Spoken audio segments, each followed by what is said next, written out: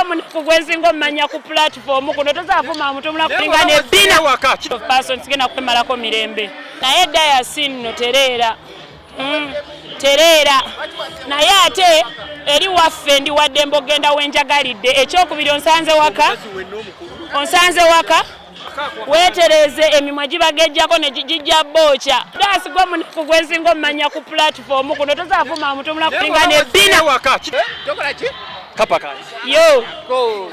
Take your microphone. Bera leptuka. Oina banga go. Abakadde bakomye omundo. Mwe mugoba omukulembeze mwe mugamba bakadde bakomye katuyitewa. Icheze ne Museveni afuge. Hey.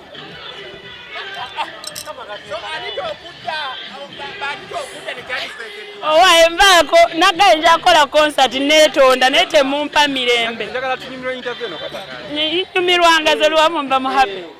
Kiki obadde otegeeza mu statement yokoze? Nti nno buli omu waddembe guno mugati munene buli omu asooli akoze sina buzibu akomyewo naddayo agenze n'agenda n'akola I have no problem. Eyange kati gwe kakule space ya Kapa gireke space yange space jange na nenebaka muko 3 months nenkomawo nenkachinga up. I'm telling you. Mpayo omuntu afaanana Kapa oba alinga Kapa.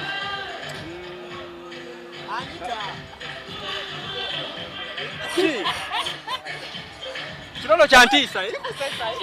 No, we are so far different.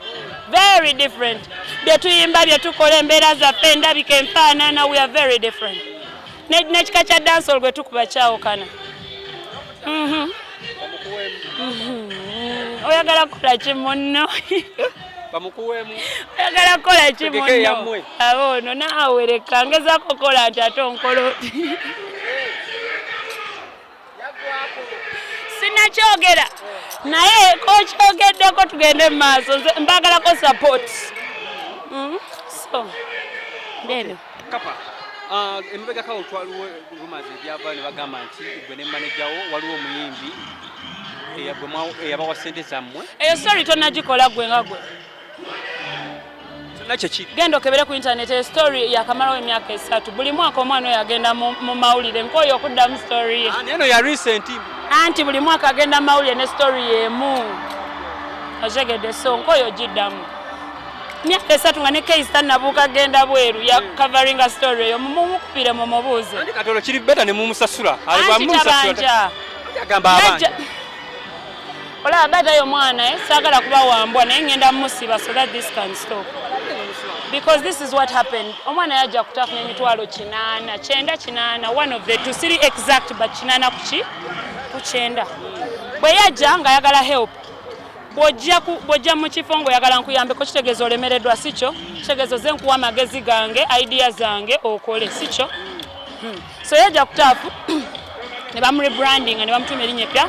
Ne bamukole ne bamuletera oluyimba. Ebyo byonna tebijja mu sente zalese. Kitegedde because we wanted to expand tough. Bamwandika oluyimba ne bamubukingira studio session ne bamubukira ne performance sessions. Omulenzi yalabikako yadde kwecha. Bwe twatukesera ne tumuwa obudde tumbuuza why are you dodging n'atugamba ye ayagala akole ebibye to be pushing. Bro, nobody is going to push poop.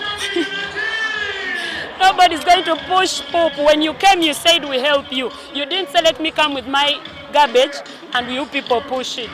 Because ogenza okujja waffe ngolemereddwa so twagala kulaga ntokola oti okola bwe mu chokola ye mwakola yamala kulaba nga alemereddwako mukamukole kyo kubanga mutwala yajja yereetanga yalemereddwa yezula ye can't have failed and he came paid 800 or 900 a book studio bought him a song book for him shows because okimanyi bulungi some stages ng'omwimbi taliiko nyigayo abantu bano nga mumuteeke zonna nga ziba booking nga talabika studio teyalabika oluyimba ne balumuweereza luyige teyatuwa response yatuteerako track ndala ngambi njagala ofuna obuddaji kuzanyiremu natumugamba tetugenda bipushinga ko ye munzirize sente ko fanti zimaze ogenda gye zinolaga so tetulina yetuzina naffe fenyi ntona tusasula tukubanja because tough working for you because currently I own half emigabo gya tough so I have a say so tough ekoledde ntona gisasula byakagenda mu bibyo obizalaye tona tusasula ovuddawo ogenza otulabisiza ku TV because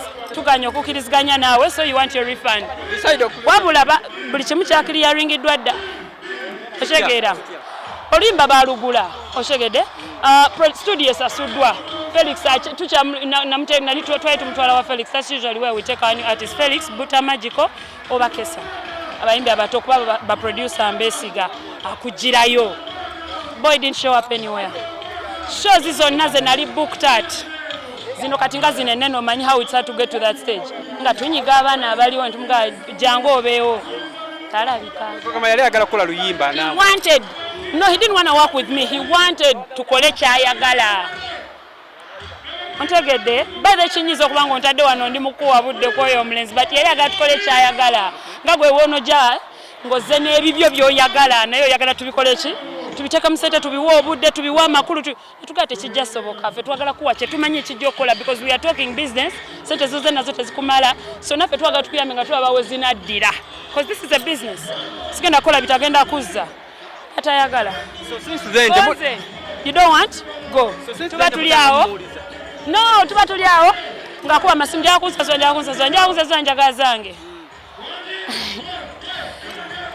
tuba tuli awo police netuyita tugenda ku police netuwoza ne contract netuziragayo receipt netuziragayo byonna netubiragayo kosi natugamba kati buzibu ky'omulenzi wayina kofa obuzibu omulenzi wayina byaffe tabyagala bwe tuba tetukola byagala ssente naye ssente ziri already spread out teziriiwo ko osi so when he comes back you guys can give him what he needs ko ffe tetyasakola naye but tusobola omutwala n'akola projects because all those places are still blank.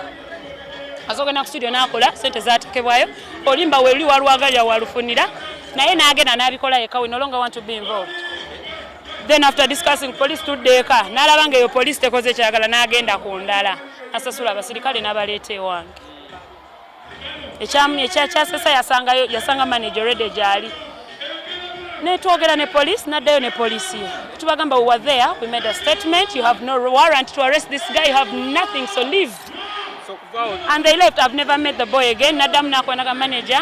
Na tukubira si manager. Nsaba munsonyiwe. Badde nsaba munsonyiwe tudemu tutereze, tudemu tukole bambi mumpulirize. Manager namugamba mukwano. I don't want anything to do with you. Nanyiga buto.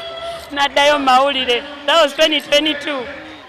Nadam nadda nasiriko okumalebanga naddamu mu 2023. Is it yeah? Kati yakomyewo ne guno buto tubadde tuli awo ng'ali ku mawulire mbabanja million 3 and I'm like toswala nsobola okusiba bajja kukuba oba kitegeera. So that's the problem with the boy. Case was closed. Tewali kesi kyekyo kyenagambye nti bw'aba ddala abanja kigenda mu mateeka waki abasumbuwa then n'atugamba mwe mumuyamba wabula ndaba mwena mujja kumalako mirembe buli zzaawa kesi ye bwetuukawo so he needs ngenda muyisa bubi bw'atalekerawo. I'm gonna think this is his last chance. Kamusabe ntino kuluno kye yakoze kimuyambako erinnya nerimukolera bwe kitamukolera kuno n'akiddamu story egenda kyukamu kuba already yagenda mawulire n'agamba mbu nasagu nagulirira poliisi egoba omusango gwe oshegera anti gwe erinnya lyo nga brand yo kanga Kapa kati liba lisigala. That's the problem. Nze kati nze kankubulire nze nga Kapa nkola kye nina kukola sigenda kutula mitwe gy'abantu kubaka kanti lowooza kino kolo tikolo I'm not gonna be that kind of person sigenda kwemalako mirembe.